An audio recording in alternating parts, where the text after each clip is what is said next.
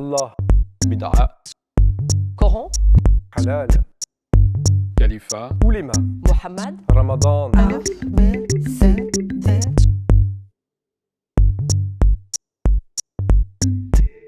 Francesco Chiabotti, maître de conférence en islamologie à l'INALCO.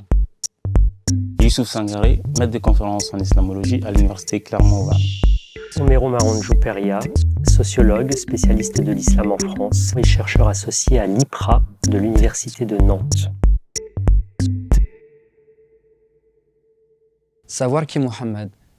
Tout dépend pour qui. Nous sommes en face d'une dichotomie entre le nom arabe Mohammed, qui désigne pour les musulmans donc un personnage vénéré, un exemple à suivre, et le nom européen Mahomet, qui depuis le Moyen-Âge est l'orthographe modifiée, donc Mahomet, du nom arabe Mohammed, et est associé à un personnage négatif. Si par contre on rentre dans le détail historique, on s'aperçoit qu'il y a en réalité toute une série de figures possibles tout au long de l'histoire.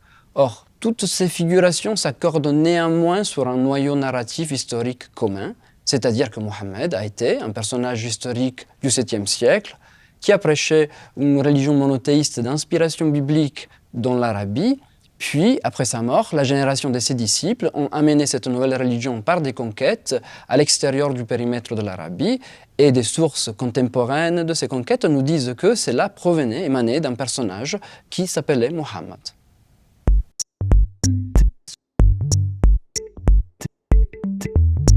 La source textuelle la plus ancienne que nous avons, c'est le Coran lui-même. Mais finalement, le Coran nous parle très peu du prophète, car il s'adresse au prophète. Et le plus souvent, il fait des références assez allusives à des événements de la vie du prophète qui se situent à l'extérieur du texte lui-même. C'est la tradition, c'est-à-dire l'ensemble des informations rassemblées plus tard, assez tardivement, qui vont essayer de combler ces trous dans la vie du prophète en rattachant des événements évoqués dans le Coran à des faits qui sont déroulés pendant la vie du prophète. On appelle cette reconstruction la sira.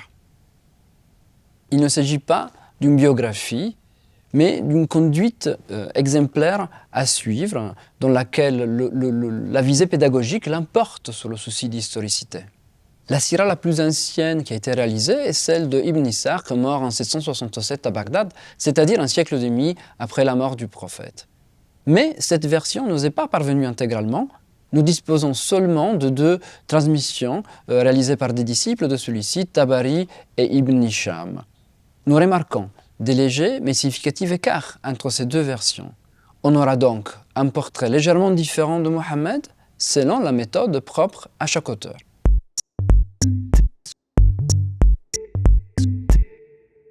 Dans le Coran, Mohammed est présenté comme un prophète. Le discours sur la prophétie et sur les prophètes, ce qu'on appelle la prophétologie, est un des thèmes centraux dans le Coran.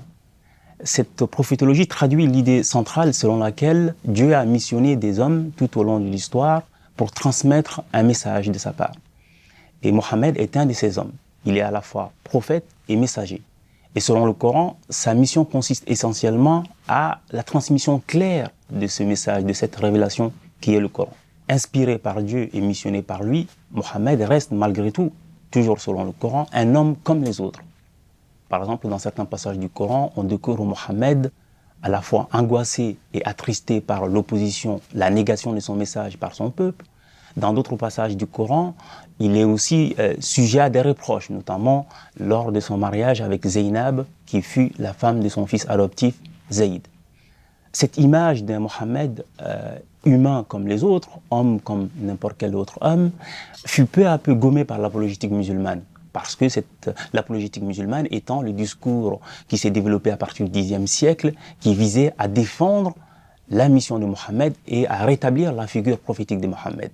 Ce discours apologétique va peu à peu gommer cette image humaine de Mohammed parce qu'elle considérait qu'un prophète sujet à l'angoisse, critiqué parfois dans certains passages du Coran, et portait atteinte à l'autorité prophétique. Donc il fallait établir cette autorité prophétique.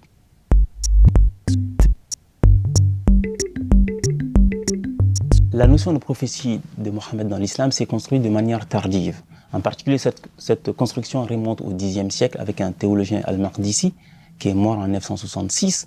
Dans un de ses ouvrages, il s'emploie à répondre à ceux qu'il considérait comme étant des négateurs de la prophétie de Mohammed. Les négateurs étant ceux qui refusaient de reconnaître Mohammed comme prophète. Et avec Maqdisi et le Xe siècle va se développer toute une littérature que l'on appelle les preuves de la prophétie et qui vise à rétablir pour les auteurs musulmans la figure et l'autorité prophétique de Mohammed. Dans ces discours-là, Mohammed est parfois dépeint en prophète guerrier, intraitable avec ses opposants. Et à l'inverse, d'autres auteurs vont le dépeindre comme un prophète conciliateur avec les autres religions. Et suivant les époques et les contextes, les musulmans, les auteurs musulmans se serviront de ces figures-là pour fixer la nature des relations entre musulmans et non-musulmans. Cette construction tardive de la figure prophétique de Mohammed dans l'apologétique musulmane, dans le discours musulman, est aujourd'hui, à l'époque contemporaine, remise en cause par plusieurs penseurs musulmans dits réformistes. Ces penseurs, qu'ils soient sunnites, comme le Pakistanais Mohammed Iqbal, qui est mort en 1938, ou aussi un autre Pakistanais, Fazlur Rahman, qui est mort en 1988, ou actuellement Abdelkarim Soroush, un Iranien, qui est né en 1945, ces penseurs-là appellent à une relecture de la figure prophétique de Mohammed pour remettre au cœur de l'héritage de Mohammed la notion de taklif, c'est-à-dire la notion de responsabilité et de liberté de l'homme. Parce que pour eux, le message essentiel de Mohammed, c'est finalement ce message de responsabilité et de liberté.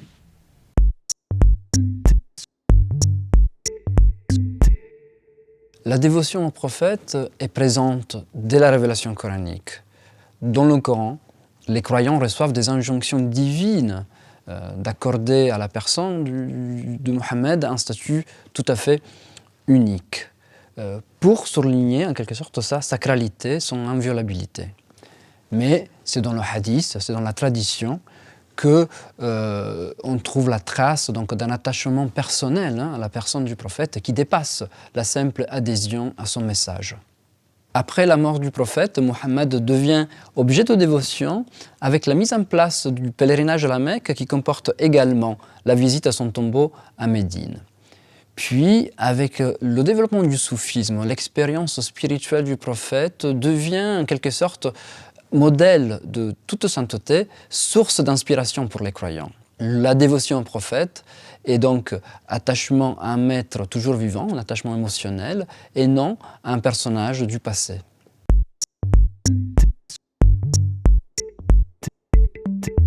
On peut distinguer trois formes d'attachement contemporain à la figure du prophète. Tout d'abord le chef militaire, ensuite le guide et ensuite la figure spirituelle du prophète. Concernant la figure du chef militaire, elle est très présente dans la littérature islamiste contemporaine. Je pense notamment à des auteurs d'ouvrages doctrinaux comme le Syrien Saïd Hawa ou l'Égyptien Saïd Qutb. Et je pense également, à partir de cette matrice, à tout un ensemble d'ouvrages qui ont été diffusés auprès du grand public musulman. Concernant la figure du guide, elle est très présente au sein des courants fondamentalistes, piétistes et des salafistes d'inspiration wahhabite qui sont très centrés sur la figure du prophète en tant que modèle qu'il faut reproduire dans son quotidien par un mimétisme total. Et on pense recréer une société telle qu'était la société des premiers musulmans.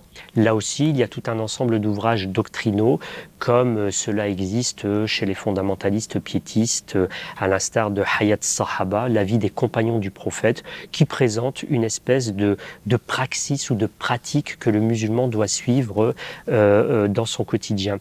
La figure spirituelle est un peu différente dans le sens où elle est centrée sur la notion de insan kamil ou homme parfait, et ici le prophète devient une espèce d'archétype. Il s'agit ici pour le musulman de s'élever à travers la façon dont le Coran présente le caractère et la moralité du prophète. Pour leur part, les leaders religieux comme les imams, dans leurs prêches et dans leurs discours, donne une image du prophète comme celle de la pierre angulaire ou du modèle incontournable que le musulman doit suivre dans son quotidien.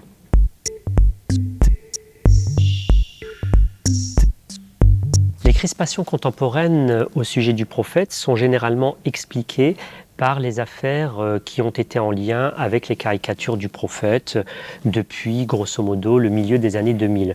Mais ces crispations doivent être restituées dans un mouvement de plus vaste ampleur qui a pris naissance il y a au moins plusieurs dizaines d'années. C'est tout d'abord le développement du courant historico-critique qui a été développé par des chercheurs occidentaux et qui a remis en cause l'idée d'une continuité historique depuis les débuts de l'islam jusqu'à aujourd'hui.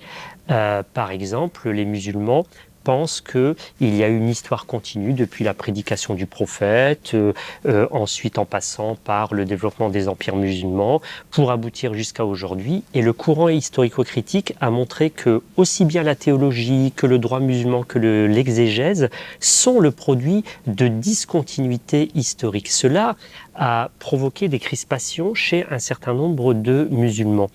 Ces crispations sont aussi provoquées par la remise en cause par un certain nombre de musulmans du hadith ou de la tradition prophétique, car un certain nombre de ces traditions proposent une vision plutôt guerrière ou vindicative du prophète, et ces musulmans ne se retrouvent pas dans cette image qui est véhiculée par ces traditions, et ils ont tendance à se contenter uniquement du texte coranique en rejetant une partie de la tradition prophétique.